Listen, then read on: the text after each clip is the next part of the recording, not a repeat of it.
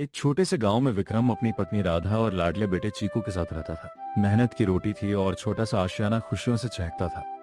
मगर बेरहम किस्मत ने ऐसा पलटा खाया कि भयंकर सूखे ने खेतों की हरियाली निगल ली। फसल क्या बर्बाद हुई। महाजन के कर्ज का अंतहीन सिलसिला शुरू हो गया। पाई पाई चुकाते चुकाते विक्रम की जमीन बिक गई और आज वह आखिरी उम्मीद, वह प्यारा घर भी उसके हाथों से छूट रहा था। पापा, हम अपनी इस प्यारी चौखट को छोड़कर कहाँ जा रहे हैं? क्या हम लौटकर कभी यहाँ वापस नहीं आ पाएंगे? मुझे इस घर के कोने कोने से बहुत प्यार है पापा। क्या इसे बचाने का कोई भी रास्ता नहीं बचा? मासूम बेटे की यह सिसकती हुई पुकार सुनकर विक्रम का कलेजा भीतर तक छलनी हो गया। उसकी आंखों में लाचारी का समुंदर था और चेहरे पर बेबसी साफ छलक रही थी। वह अपने बच्चे को सांत्वना देने के लिए अल्फाज ढूंढ ही रहा था कि अचानक बाहर से महाजन की बेरहम और कड़कती आवाज ने सन्नाटे को चीर दिया। ए विक्रम, ओ विक्रम, बाहर निकल बे। बहुत दिनों तक अंदर दुबक कर तमाशा देख लिया। अब ढोंग बंद कर और पैर बाहर निकाल। महाजन साहब, भगवान के लिए मेरे परिवार को बेघर मत कीजिए। मुझे बस कुछ दिनों की मोहलत और दे दीजिए। मैं दिन रात एक करके पसीने की बूंद बूंद से आपका एक एक पैसा चुकता कर दूंगा। बहुत हुआ विक्रम, तुझे काफी वक्त मिल चुका है। अब और एक दिन की भी ढील नहीं मिलेगी। अभी इसी वक्त मकान खाली करो, वरना मैं अपने आदमियों से तुम्हारा सारा सामान सड़क पर फेंकवा दूंगा। महाजन की कड़वी और जहरीली बातें सुनकर विक्रम को समझ आ गया कि अब मिन्नतें करने का कोई फायदा नहीं।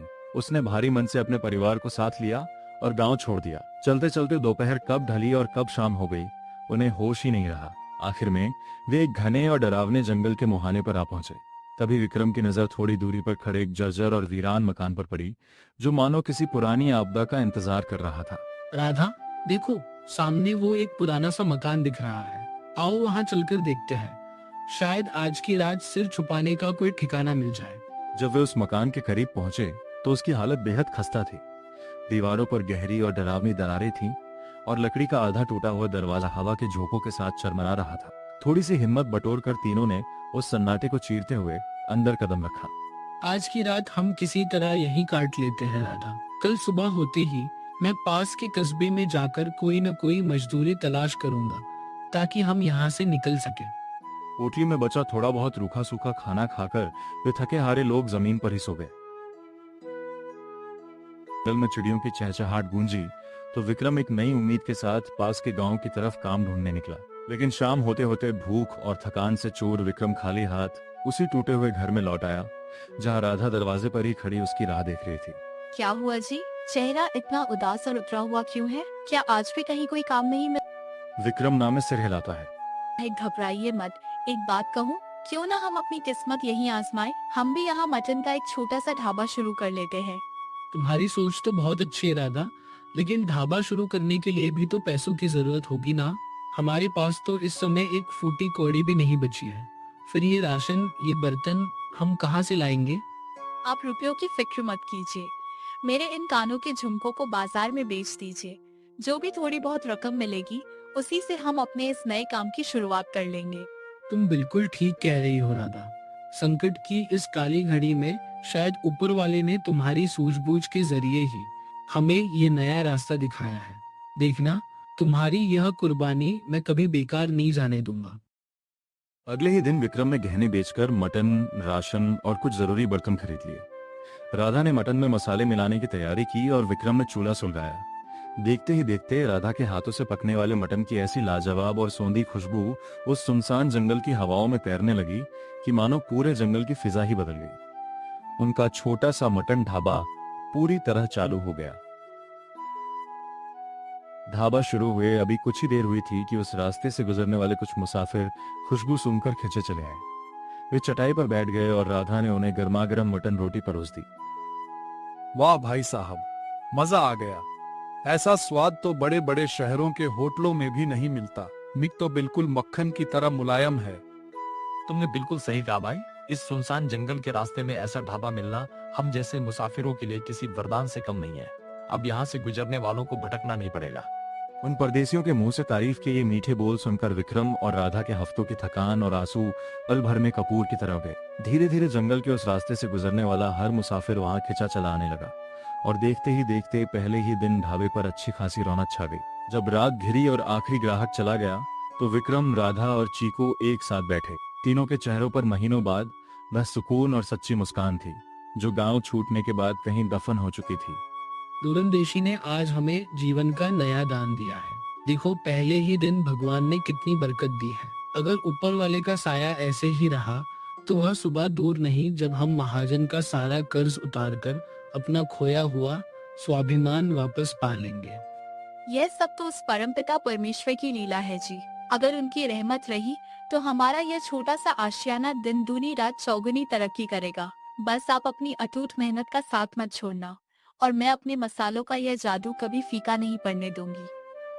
नई उम्मीदों के पंख लगाकर अगली सुबह विक्रम सूरज उगने से पहले ही जाग गया। उसने मकान के झूलते दरवाजों और दरारों को ठीक किया ताकि उसकी दुनिया महफूज रह सके। दिन हफ्तों में बदले और सूना जंगल अब इंसानी चहल पहल से गुलजार रहने लगा। मटन की महक ने डर को दा दिया था, लेकिन वे इस भयानक सच से पूरी तरह अनजान थे कि जिस टूटे खंडहर में वे हंस खेल रहे हैं उसकी बुनियाद के नीचे एक रोंगटे खड़े कर देने वाला खौफनाक रहस्य दफन है जो बहुत जल्द अपना खूनी खेल दिखाने वाला था।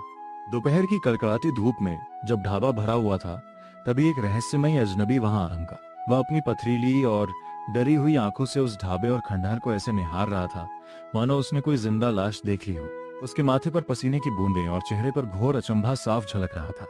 वह धीमे कदमों से आगे बढ़ा और सीधे विक्रम के सामने आकर ठहर गया। सुनो भाई, तुम लोग कौन हो? क्या होश और हवास में तुमने इस मनहूस और पुराने घर को अपना ठिकाना बनाया है? क्या तुम सचमुच यहाँ रह रहे हो? जी हाँ भाई साहब, मैं विक्रम हूँ। हमें इस एकांत जंगल में बसे हुए करीब 1 महीना बीत चुका है। लेकिन बात क्या है भाई साहब, आपके चेहरे का रंग इस कदर क्यों उड़ा हुआ है? विनाश काले विपरीत बुद्धि। लगता है तुम्हें इस शापित जमीन के खूनी अतीत का कोई इल्म नहीं है। भाई, जहाँ तुमने ये चूल्हा सुलगवाया है वह मौत का कुआं है। बरसों पहले यहाँ एक ढाबे वाला रहता था, मगर एक खौफनाक और रहस्यमयी रात को वह यहाँ जिंदा जलकर राख हो गया। जिंदा जल गया? कैसा हादसा भाई साहब, आप मुझे डरा रहे हैं। आसपास के गांवों के लोग कांपते हुए बताते हैं कि उस अभागे की अतृप्त और प्रतिशोधी आत्मा आज भी इस काली छांव के नीचे मंडराती है और अपने कातिल को ढूंढती है। मेरी मानो तो यहाँ से भाग जाओ। इस घने मनहूस जंगल में कब कौन सी अनहोनी तुम्हारी जिंदगी निगल ले, कोई नहीं जानता। आपकी इस चेतावनी और फिक्र के लिए शुक्रिया भाई साहब, मगर हम यहाँ 1 महीने से चैन की सांस ले रहे हैं। हमें आज तक कोई साया नहीं दिखा। हम सीधे साधे लोग हैं, मेहनत की खाते हैं और ईश्वर हमारे साथ है।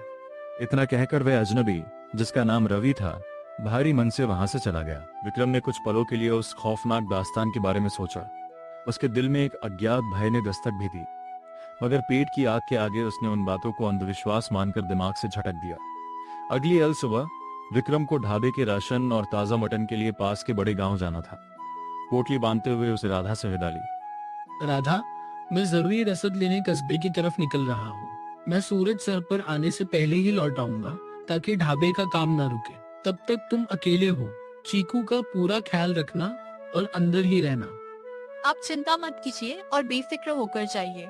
जी, आपके आने से पहले मैं मसालों को पीसकर और लकड़ियां चुनकर पूरा इंतजाम तैयार रखूंगी। विक्रम अपनी समझदार पत्नी की बात सुनकर ढाढ़स बांधकर निकल पड़ा। गांव से मटन और राशन का भारी थैला पीठ पर लादकर जब वह दोपहर को लौटा तो आंगन में कदम रखते ही हवा में फैले एक भयानक सर्द सन्नाटे ने उसका रास्ता रोक लिया। रोज की तरह न तो चीकू के खिलखिलाने की आवाज गूंज रही थी और न ही राधा के चूल्हे की जानी पहचानी खटपट सुनाई दे रही थी। हवा ठहरी हुई थी और विक्रम का दिल किसी अनहोनी की आशंका से जोर जोर से धड़कने लगा। राधा, ओ राधा, चीकू, कहाँ हो तुम दोनों? देखो, मैं सारा सामान लेकर लौट आया। बाहर आओ राधा। भीतर से जब कोई पुकार वापस नहीं आई तो विक्रम के हाथ से सामान का थैला छूटकर जमीन पर बिखर गया। वह पागलों की तरह चीखता हुआ ढाबे के कोने कोने, कोठरी के अंधेरे और उस कंटीले खौफनाक जंगल में अपनी जान दांव पर लगाकर दौड़ा। राधा, चीकू, मगर सिर्फ उसकी खुद की आवाज गूंजकर लौट आती थी। दोनों का नामो निशान तक मिट चुका था। तभी अचानक विक्रम के कानों में रहुके हुए डरावने शब्द गूंजे। उस अभागे की भटकती आत्मा आज भी मंडराती है, डर और सदमे से थर। रवि भाई, सर्वनाश हो गया रवि भाई। मेरी राधा, मेरा नन्हा चीकू, दोनों को वह खा गया। वे ढाबे से अचानक हवा की तरह गायब हो गए हैं। मेरी दुनिया उजड़ गई रवि भाई, मुझे बचा लो, मेरे परिवार को ढूंढ दो। हे भगवान, जिस बात का खौफ था वही हुआ विक्रम। मैंने कल ही कहा था कि उस आग की कोख से उपजा शैतान जाग चुका है, पर तुम मेरी बात को मजाक समझा। जो आत्मा वहां भटक रही है वह कोई और नहीं बल्कि प्रतिशोध की आग में जल रहा मेरा दोस्त निरंजन है। अब उस रूह के कहर से हमें सिर्फ एक ही शख्स बचा सकता है। मुझे कोई भी रास्ता बताओ रवि भाई, चाहे मेरी जान चली जाए, पर मुझे मेरी पत्नी और बच्चा वापस चाहिए। उनके बिना मैं एक पल भी जिंदा नहीं रह पाऊंगा। विक्रम की आंखें और तड़प देखकर रवि का दिल पसीज गया। वो उसे लेकर गांव के सबसे वयोवृद्ध बुजुर्ग रामलाल जी की कुटिया पर भागा, जो निरंजन के पूरे अतीत और उस काली रात के चश्मदीद थे। विक्रम ने रोते बिलखते हुए पूरी दास्तान उनके चरणों में रख दी। सब कुछ सुनने के बाद रामलाल जी का चेहरा गंभीर हो गया। उन्होंने अपनी लाठी उठाई और भारी आवाज में कहा, निरंजन के प्रतिशोध की आग अब मासूमों को निगल रही है। अब छुपने का वक्त नहीं है विक्रम। समय आ गया है कि हम उस तड़पती हुई रूह के सामने खड़े हों और बरसों पुराने उस सच का सामना करें। चलो उस मौत के सन्नाटे को चीरते हुए तीनों लोग तूफानी कदमों से उस डरावने जंगल की ओर बढ़ चले। कुछ ही देर में वे उसी जर्जर और शापित खंडहर के सामने खड़े थे।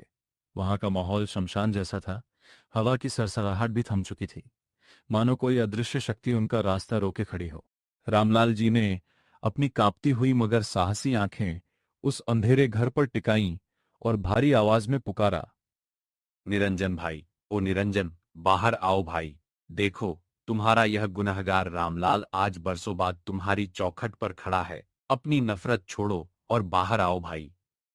रामलाल जी के अल्फाज हवा में गूंजते ही अचानक आसमान में काले बादल छा गए और पूरे जंगल में एक बर्फ जैसी ठंडी और भयानक आंधी चलने लगी। पेड़ों के तने आपस में टकराकर रोने लगे और तभी उस टूटे हुए दरवाजे के ठीक सामने हवा में एक धुंधला, खौफनाक और सफेद साया तैरने लगा। पलक झपते ही वह साया एक भयानक रूप में बदल गया। वह और कोई नहीं, आंखों में जलते अंगारे लिए निरंजन की भयानक और क्रोधित आत्मा थी। रामलाला, तू आ ही गया अपनी मौत के जाल में। बरसों पहले जिस सगे भाई जैसी दोस्ती पर मैंने जान छिड़की थी, तूने उसी पीठ में छुरा घोंपा। क्यों मुझे उस आग के हवाले करके तू भाग गया था? जवाब दे। नहीं निरंजन भाई, खुदा के लिए ऐसा मत कहो। नफरत के इस पर्दे को अपनी आंखों से हटाओ भाई। मैंने तुम्हें कभी धोखा नहीं दिया। मैंने तो अपनी जान दांव पर लगा दी थी तुम्हें बचाने के लिए। मुझ पर यकीन करो। बंद कर अपना ये झूठा रोना। उस काली रात को मामूली सी बहस पर तूने मुझे इस कोठरी में बंद किया था। मैंने खुद अपनी जलती हुई आंखों से खिड़की के पार तुझे इस ढाबे में आग की लपटें छोड़कर भागते देखा था। आज मैं किसी को जिंदा वह तुम्हारा वहम था निरंजन भाई। खुदा की कसम, वह आग किसी इंसान के हाथों ने नहीं लगाई थी। जैसे ही हमारा झगड़ा हुआ और मैं बाहर निकला, अचानक आसमान को चीरती हुई आकाशीय बिजली सीधे उस मैंने सूखी लकड़ियों और लपटों को नंगे हाथों से हटाने की कोशिश की भाई, मगर काल की वो आग इतनी खौफनाक थी कि मैं बेबस हो गया और तुम्हें तड़पता छोड़कर भागने के सिवा कुछ न कर सका। रामलाल जी की आंखों से बहते हुए वो पश्चाताप के सच्चे आंसू और कांपती हुई आवाज सीधे निरंजन की रूह के पार उतर गई। बरसों से प्रतिशोध की आग में जल रही वह आत्मा कुछ पलों के लिए ठिठक गई। उसकी आंखों के अंगारे अब शांत होने लगे और जंगल की वह भयानक आंधी देखते ही देखते एक मध्यम हवा में बदल गई। आत्मा का बरसों पुराना गुस्सा पिघल गया और उसने एक बेहद दर्द भरी रोती हुई आवाज में पूछा, अगर सच यही था रामलाल, तो तुम मुझे इस वीराने में, इस खौफनाक तन्हाई में सड़ने के लिए छोड़कर क्यों भाग गए? इतने सालों तक अपनी शक्ल क्यों नहीं दिखाई? भाई, तुम्हें उस आग में जलते देखने के सदमे से मेरा मानसिक संतुलन हिल गया था। मैं अंदर से इतना डर गया था कि इस जंगल की तरफ देखने की भी मेरी हिम्मत नहीं होती थी। मगर गुनहगार मैं भी हूँ भाई। अगर उस रात मैंने अहंकार में आकर तुमसे वह मामूली झगड़ा न किया होता, तो तुम अकेले न होते। मैं तुम्हारी आत्मा के सामने घुटने टेककर हाथ जोकर अपनी नासमझी की भीख मांगता हूँ भाई, मुझे माफ कर दो। रामलाल, दोष सिर्फ तुम्हारा नहीं, मेरे क्रोध का भी था। मैंने बिना सच जाने बरसों तक नफरत के अंगारे अपने सीने में दबाए रखे और खुद भी चलता रहा। विक्रम, तुम्हारी इस बेगुनाही और तड़प ने आज दो बिछड़े हुए यारों के बीच की इस भयानक दीवार को हमेशा तुम्हारा बहुत उपकार है। तुम्हारी राधा और तुम्हारा नन्हा बेटा अंदर की कोठरी में गहरी और सुरक्षित नींद सो रहे हैं। जाओ, अपनी दुनिया को गले से लगा लो। इतना कहते ही निरंजन की आत्मा के डरावने चेहरे पर एक दिव्य और अलौकिक सुकून छा गया। उसने मुस्कुराकर रामलाल को देखा और एक ठंडी हवा के झोंके के साथ हमेशा के लिए मुक्ति पाकर आकाश में विलीन हो गई। बरसों पुरानी नफरत और गलतफहमी का अंत हो चुका था। विक्रम भागकर अंदर गया और अपनी पत्नी राधा और बच्चे को सीने से लगा लिया। उस शापित जंगल में आज फिर से प्यार और खुशियों का नया सवेरा हो चुका था।